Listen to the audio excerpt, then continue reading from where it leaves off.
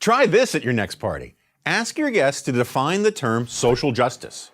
Okay, it's not charades or Twister, but it should generate some interesting conversation, especially if your guests are on the political left.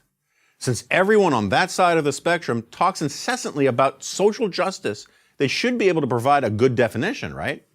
But ask 10 liberals to tell you what they mean by social justice, and you'll get 10 different answers. That's because social justice means anything its champions want it to mean. Almost without exception, labor unions, universities and colleges, private foundations, and public charities claim at least part of their mission to be the spreading of social justice far and wide. Here's the mission statement of the AFL-CIO, but it could be the mission statement for 1,000 such organizations. Quote, "The mission of the AFL-CIO is to improve the lives of working families, to bring economic justice to the workplace and social justice to our nation." In short, social justice is code for good things no one needs to argue for and no one dare be against. This very much troubled the great economist Friedrich Hayek. This is what he wrote in 1976, 2 years after winning the Nobel Prize in economics. "I have come to feel strongly that the greatest service I can still render to my fellow men would be that I could make the speakers and writers among them thoroughly ashamed ever again to employ the term social justice." Why was Hayek so upset by what seems like such a positive and certainly unobjectionable term? Because Hayek, as he so often did, saw right to the core of the issue. And what he saw frightened him. Hayek understood that beneath the political opportunism and intellectual laziness of the term social justice was a pernicious philosophical claim, namely that freedom must be sacrificed in order to redistribute income.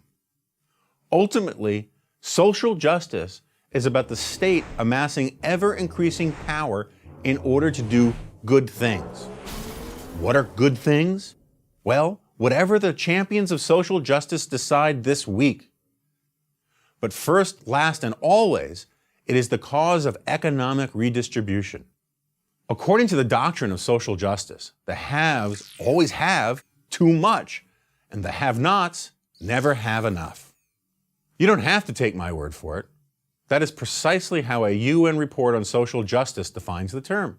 Quote, "Social justice may be broadly understood as the fair and compassionate distribution of the fruits of economic growth. Social justice is not possible without strong and coherent redistributive policies conceived and implemented by public agencies." Let me repeat that. Strong and coherent redistributive policies conceived and implemented by public agencies. And it gets worse. The UN report goes on to insist that, quote, "Present-day believers in an absolute truth identified with virtue and justice are neither willing nor desirable companions for the defenders of social justice." Translation?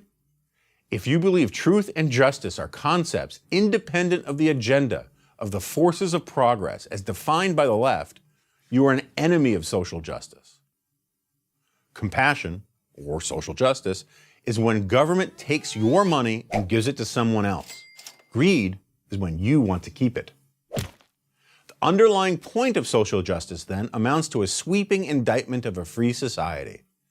It suggests that any perceived unfairness or sorrow or economic want must be addressed by yet another government effort to remedy that unfairness, that sorrow, or that economic want. All we need to do is invoke the abracadabra phrase, social justice, and we're on our way. The invocation of social justice always works from the assumption that the right people, the anointed few, can simply impose fairness, prosperity, and any other good thing you can think of. And the only institution capable of imposing social justice is the state. And keep in mind, the conventional wisdom among liberal elites is that conservatives are the ones who want to impose their values on everyone else. The self-declared champions of social justice believe the state must remedy and can remedy all perceived wrongs. Anyone who disagrees is an enemy of what is good and right. and the state must therefore coerce them to do what is socially just. And that, as Hayek prophesied, is no longer a free society. Is that the kind of society you want to live in? If it isn't, beware of what will be done in the name of social justice. I'm Jonah Goldberg of the American Enterprise Institute and National Review for Prager University.